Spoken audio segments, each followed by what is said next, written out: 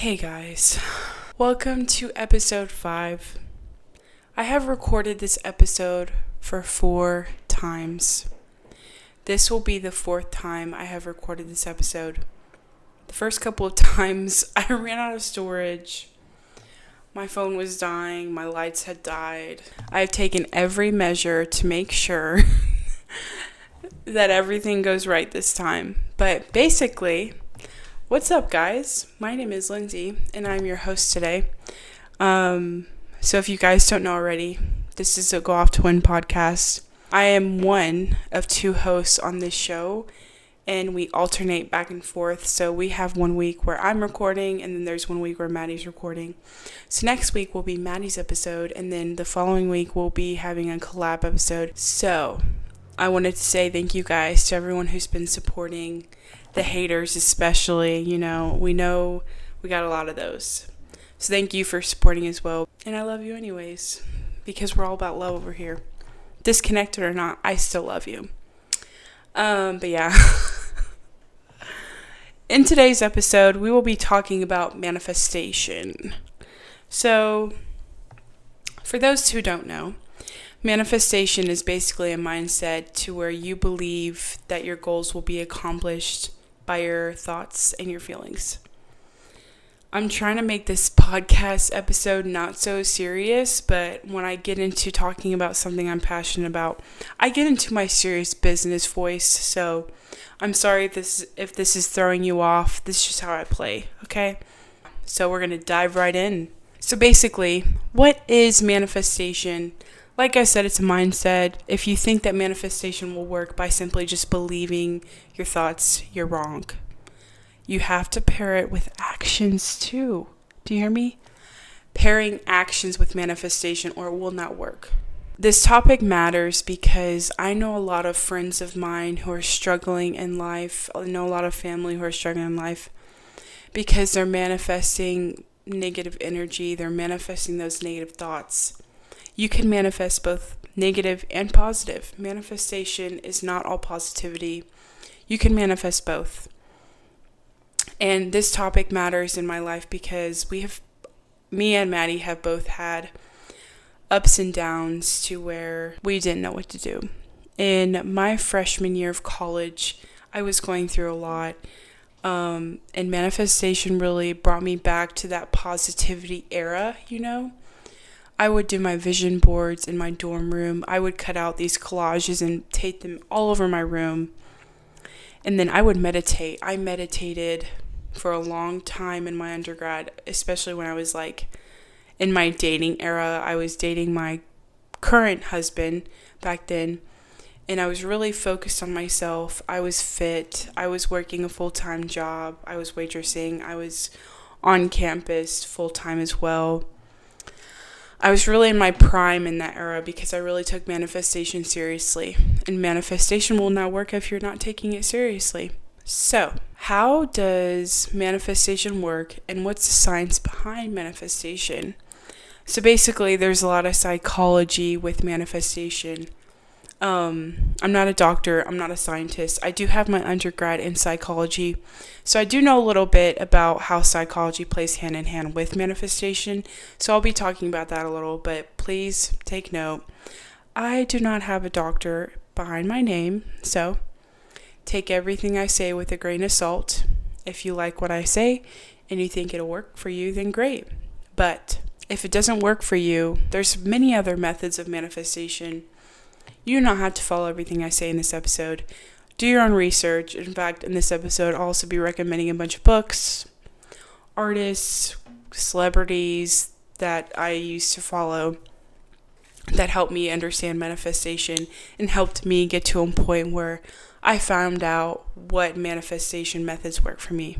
So, with that being said, if you would like to learn more about manifestation, let's dive right in. Jumping back to how does psychology play hand in hand with manifestation. In undergrad, we were taught how our brain patterns work, how the brain processes, what neural pathways are, and different types of therapy regarding mental health, psychology, all that good stuff, right? And the thing that stuck with me the most in undergrad is learning about cognitive psychology. And cognitive psychology is basically acknowledging those negative thoughts in your mind, those negative feelings that you have, those traumatic experiences that you have. You're acknowledging it, and then you're replacing it with positive thoughts, positive plans, positive goals. This is what cognitive psychology is. And this is basically how it plays hand in hand with manifestation, because you're hyperfixating on those positive thoughts. You're hyperfixating on those positive goals. Psychology emphasizes how our mind operates and changes the way our mind has been trained to think. With that, manifestation does the same thing. If you did psychology in your college career, or if you study up on psychology a lot, then you know that our brain is constantly adapting to new environments. Our brain is really an amazing place. You can really take advantage of what your brain does. You have this amazing magical organ in your body that you're not using to its fullest capability. Your brain can do so many amazing things. And this is why manifestation is so important. Your brain can control every little thought that you have in your mind. It can control your insecurities. It can control your fears. It controls your smells. It controls what you see. And with that, we're going to jump into neuroplasticity. If I said that incorrectly, do not come at me. Again, I'm not a doctor. Neuroplasticity is your brain's ability to adapt to new environments, create new neural pathways, and repair those current neural pathways that you have. This relates to manifestation because you're creating new beliefs, you're creating new thoughts, and you are creating new neural pathways to your brain, so your brain can be trained in a way that works for manifestation. By aligning your emotions and thoughts, you are changing the way your brain thinks, and it's adapting to the process of neuroplasticity. And this belief also jumps into the law of attraction. There's a lot of misconception about law of attraction, manifestation, which we'll be jumping into that at the end of the episode. But I really want you guys to understand that law of attraction is a complicated science. There is no scientific backing behind law of attraction, but it is a type of science that your brain believes in. There's no scientific backing because you can't really prove in a scientific way that law of attraction works, right? Because it's your own personal thinking, it's your own personal belief. So the law of attraction is basically the thinking that you are putting positive thoughts, positive words out there with the intention of getting those positive thoughts back, positive energy back, positive opportunities back. And it's the same thing with negativity. If you're putting negative thoughts out there, if you're putting negative energy out there, you're going to get that back. Jumping into getting it back, there's good karma and there's bad karma. We all know karma is a real thing. Karma is so real, it can come in many different shapes and forms. It can be a woman, it can be a man, it can be a thing, it can be an event, it can be an opportunity. You choose whether you want the good karma or the bad karma. And this is relevant because you're choosing. That's your choice. At the end of the day, no one can take that away from you. You choose whether you want good karma or if you want bad karma. And with that comes RAS, Reticular Activating System. I know I'm getting really scientific, but I promise I know what I'm talking about somewhat. Okay, remember that. I know what I'm talking about somewhat. Reticular Activating System. It's basically the part of our brain that chooses what is relevant to us. It chooses what we see. It chooses what sticks out to us, right? So you can think of RAS as a realtor. So my husband and I, we are looking for houses in Dallas. We have a realtor to filter out the houses that work for us. We've given him our preferences, and he's filtering out all of these houses that we don't want to see. And it's what our brain does. It filters out things that our brain doesn't think that we want to see, so we will scroll past it. You're looking at your Instagram feed and you are scrolling past these posts that you don't want to see, but you click on that one post that sticks out to you the most. That's RAS working. And that's why law of attraction is so important, because you're filtering out the negativity and you're putting out the positivity. It's a recycling system, basically. Putting out positivity in exchange for positivity to come back to you. Like I mentioned before, I wanted to mention a few books that I've read and then a few success stories from a couple celebrities. But the first thing I wanted to mention was The Secret by Rhonda Byrne. That's a really great beginner book. I read that back in December of last year. I already knew about manifestation at this point, but I really wanted a book to read just to have in my collection, because I like to read self-development books sometimes. But yeah, the secret is basically it forms its foundation around the law of attraction. It talks a lot about that.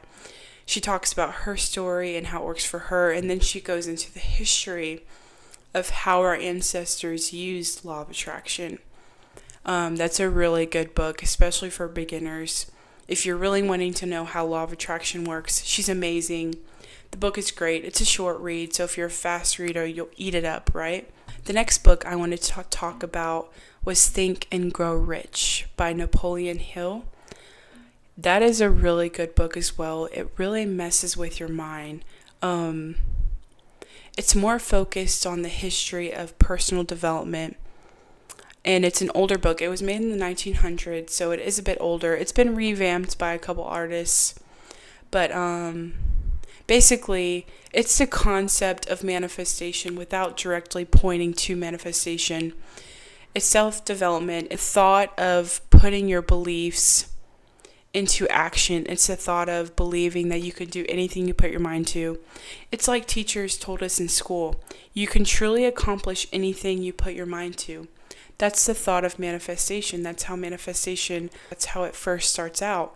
You are thinking about what you want to accomplish, and you are believing that you want to accomplish it. And an artist that I wanted to mention was J.K. Rowling. She's the author of Harry Potter, if you don't know. I did not read any of her books, which is crazy. I'm not that big of a Harry Potter fan. Still come at me.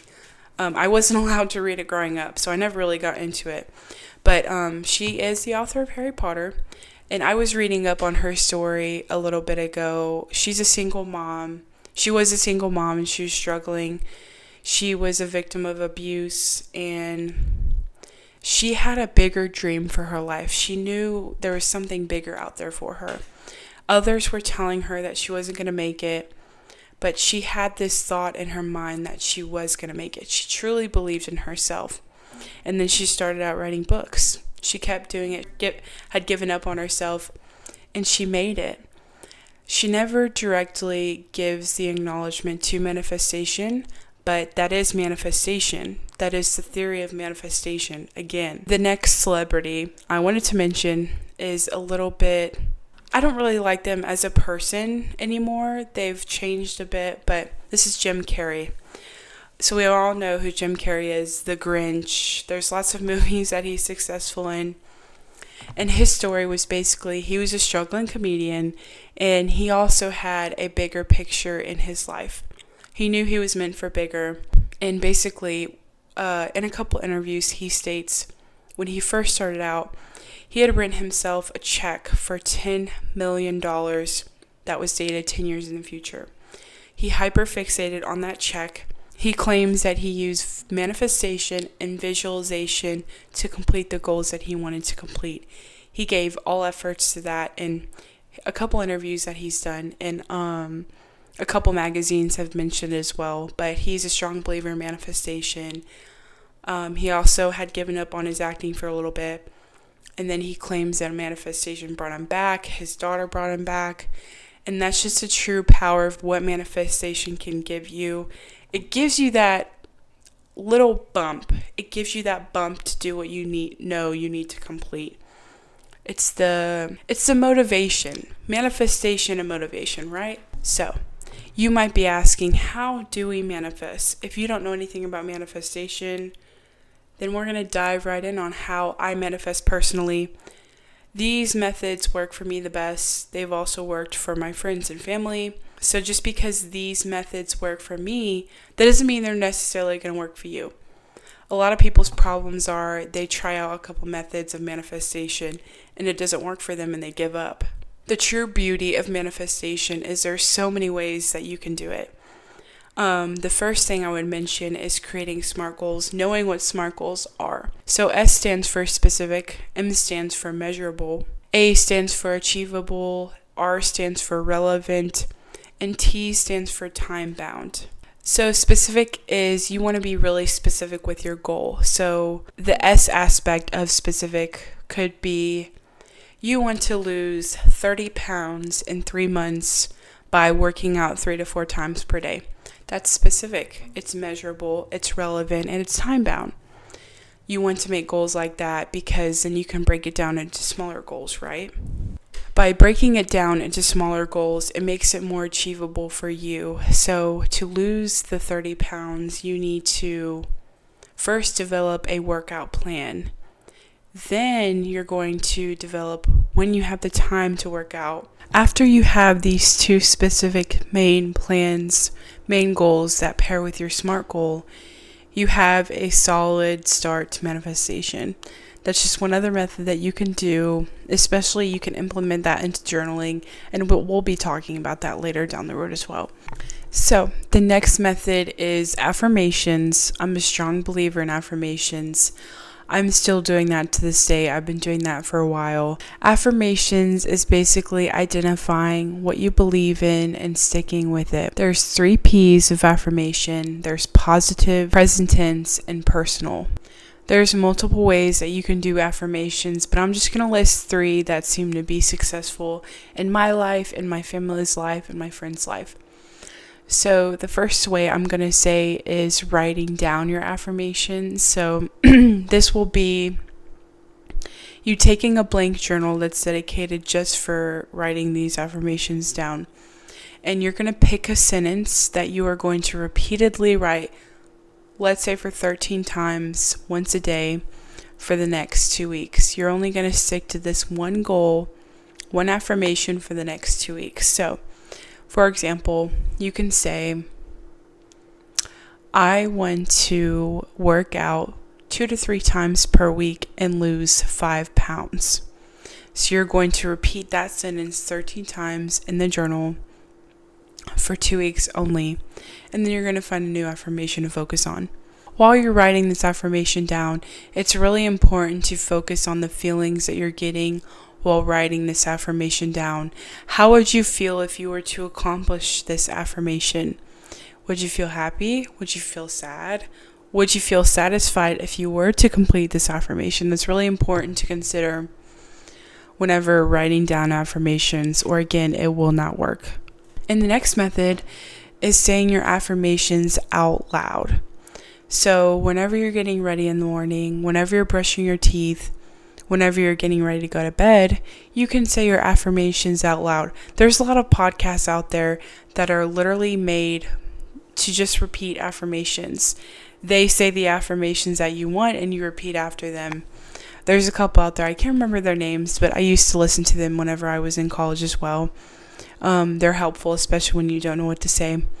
And with this method, again, you have to think about how you're feeling during this moment and how you would feel if you were to complete this goal. And with this, you can incorporate this into your meditation as well. Whenever you're meditating, you can say your affirmations out loud. You can think it in your mind, but you need some type of physical evidence that you are doing this affirmation. And lastly, the last way of affirmations that I find successful is incorporating them into my journaling. Journaling is a strong aspect of my life. I get into a journaling mood, so I'm like a moody journaler. I don't always journal, but whenever I do journal, I'm very successful. I'm very goal-oriented. I complete all my goals whenever I journal. And with journaling, you can incorporate these affirmations into any section of your journal. So for example, whenever I'm journaling, I like to write my affirmations as if I've already completed the goal. So for example, I'll write, I am happy, I am kind, I am fit, I'm glowing, I am completing every goal that I want to complete for the week. This is setting an intention for the week. This is intentional thinking. This is manifesting your goals for the week. You're focusing on feelings and emotions and how you would feel if you were to complete that goal. Another example that you could do when journaling is you could write a little prompt. It can be anywhere in your journal, like a little prompt to your past self as if you are your future self. So, for example, you were manifesting a job. So you're going to write to your future self that has that job. So you're going to write to your past self as if your future self has already gotten the job. So you're going to write like this: I got the job. I'm happy in my career. I get paid very well for what I am doing. My coworkers are kind to me and I enjoy what I do. This is, again, setting the intention for your future. This is tricking your brain into thinking that it's already happened. It's a mind twist. You're tricking your brain, you're pranking it. You're making it believe you're already in the future. Another thing that I do is I will write my fears and doubts in my journal, and then I will write how I will overcome these fears and doubts. So let's say I'm feeling anxious about getting a job in today's market. I will write the steps on how I'm going to overcome this fear by creating LinkedIn connections, by getting myself out there and trying to find the hiring managers, trying to connect with the CEOs, the bosses, so they can really get to know me one-on-one without just seeing my resume and application. This is just a step that I would do if I were to write this in my journal. And after journaling, I find manifestation and writing your affirmations in your journal more successful when you're pairing this with visualization. Basically, whenever I'm in the process of creating a vision board, I will write down all of my goals for the year, all of my goals for the month. So my husband and I, we will create a vision board at the beginning of the year together. This is actually his first year creating a vision board with me. So I had him write down a list of goals that he wants to complete long term for the year. And then I did the same thing with my board. So we have 2 physical vision boards for ourselves. He puts his in his bathroom so he can look at it every day. Vision boards you want to put in a place where you can see it every day, where you can visualize it every day. And then I will have my vision board in front of my vanity. So I'm looking at that every day. I'm looking at what I want to succeed for the year. It's keeping me tunnel visioned. To create a vision board, you can find pictures on Pinterest, Google, wherever you can find them. My favorite place is Pinterest because they're more aesthetically pleasing, and there's just a more variety of how they pertain to my goals. And after cutting out the pictures that you printed out, you're going to align it in a collage. The way I do my vision board is I will make different sections that pertain to my long-term goal. For example, on the current vision board that I have, it's huge. I kind of went crazy this year for my vision board, but anyways, the top of my vision board pertains to travel, moving, and self-care. And the bottom of my vision board pertains to family, friends, and getting a dog. Because one of my biggest goals this year is getting a dog. Me and my husband, we really want a dog. We have not had a dog to our own yet, so we're really excited to get that when we move to Dallas. And that's just one of the ways that I do it. You can do it in multiple ways. That's a fun thing about vision boards. You can get really creative with it.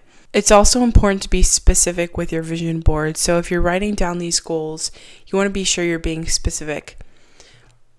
So on my vision board, I have a bunch of houses. I don't have any kind of houses. I have houses in the Dallas area that we like, that fit our need. We wanted a fenced-in backyard. We wanted a 3-bed at least with a 2-bath. We want an open kitchen concept. And I took pictures from the specific areas that we wanted, and I put that on my vision board. Another example is I took a picture of my bank account and I put how much money I want to have in my bank account at the end of the year, I kind of like photoshopped a number in my bank account so it looks like I actually have that money in my bank account. It's visualization. Having pictures like that is really helpful and really seems to be more successful. I know a lot of YouTubers talk about how they include their own personal photos and how they include their own bank accounts. I saw one YouTuber do plane tickets, which was really cool. Another thing is, if you're doing short-term goals, I would highly recommend doing monthly vision boards. I do monthly vision boards in my journal, so that helps me break down my short-term goals compared to my long-term goals that I have above my vanity. So I'll strictly keep my long-term goals in my yearly vision board, and I'll do my short-term goals in my monthly vision board. Not everybody has time to do that. It's just what works for me. And I do try to dedicate 10 to 15 minutes every day to my journal, reflecting on what I need to get done. I will look at the vision board. It keeps me just tunnel visioned. Another thing you can include on your vision board is affirmations. Just little quotes. I wouldn't completely fill your vision board with that because it distracts you from what you want to see, because vision boards are the visualization method of manifestation. So you want to keep it pretty much that, and then just throw some affirmations in there from Pinterest or whatever. The only thing I will tell you not to do with your vision board is do not include faces from strangers. I've heard this from a couple other influencers as well. Including strangers can mess up the algorithm of your aura whenever doing manifestation. Try to include Pinterest photos that are faceless. Do not include other strangers' photos. Of course, if you can't find it, that's fine. What you can do is put your face over it. It kind of sounds cliche, but it works. But yeah, just try to refrain from doing Pinterest photos that have other people's faces in it. So with that wrapping up, we are going to be talking about common mistakes and misconceptions about manifestation. There's plenty of them. I'll only be talking about a couple in this episode. But the first thing I will mention is toxic positivity. Yes, you can be too positive. It's a thing. You can be too happy. Basically, toxic positivity is the idea of being dismissive of your emotions. And that's not really healthy. I learned that in undergrad. It's not healthy to dismiss your emotions, to ignore those negative feelings that you're feeling. It's the pressure of trying to maintain that positivity every day. And that's not what manifestation is. You don't have to be positive every day. It's just about pushing every day, making every minute count. You don't want to be dismissive of your friends' feelings, especially when they're having a hard day. You just want to be that shoulder that they can cry on. You want to be there for them whenever they're feeling that way, because you would want the same. But whenever you're feeling that way, you want to be able to create methods for yourself where you can get yourself out of that headspace. Again, it's okay to feel negative feelings. We all have stuff going on, but you don't want to be stuck in that headspace. You really want to find methods that are bringing you back to life. Being drawn into the sadness can lead to a deeper depression, which is not healthy for manifestation. You want to keep going. I know it's easy to sit there in your misery and soak up all those feelings, and that's normal to do sometimes, but manifesting methods to make yourself better is really important, and you want to do that as often as you can. But it's okay to not be okay. Stop hindering those feelings. Accept it. The first step to getting better is accepting your feelings, acknowledging them, and moving on. For the last misconception with manifestation, a lot of people think thinking is enough. With manifestation, thinking is not enough. It's not just about thinking. I mentioned that at the beginning of the episode. If you think that manifestation is just about thinking and not doing, it's not for you. It's not going to work. If you only try 2 methods and you think it's stupid, it's not going to work for you. You have to try out different ways that work for you. And you still have to put in the work to complete these goals. Sure, you can set all these goals. Sure, you can do all these methods of manifestation, but if you're not putting in the work, it's probably not going to happen. It's like those SMART goals that we made. We have to be completing all of these goals to get to that bigger SMART goal, right? Manifestation is going to help us get there, but you have to put in the work as well. And to close up, I want you guys to set your intentions for the week. Intentional thinking, we are going to be entering our goal-oriented era. We're still going to be putting in the work, but manifestation is going to allow us to get the motivation that we need to put in the work. With that being said, my task for you guys this week is to either DM us or comment us one goal that's long-term for the year that you want to complete and how you're going to complete it. I love you guys. I will not see you guys next week. Maddy will. And then we will be back together the week after that. Anyways, you guys know what to do. Make sure you subscribe, like, share with your friends. I hope you guys have an awesome week. Intentional thinking, remember that. Bye, twins.